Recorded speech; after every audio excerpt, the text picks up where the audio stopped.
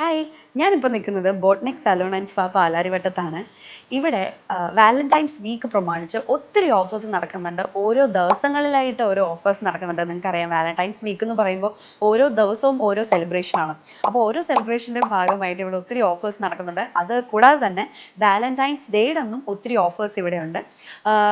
വിഷമിക്കേണ്ട, കപ്പിൾസിന് വേണ്ടിയിട്ട് മാത്രമല്ല, സിംഗിൾസിനും ഈ ഓഫേഴ്സ് ആപ്ലിക്കബിൾ ആണ്.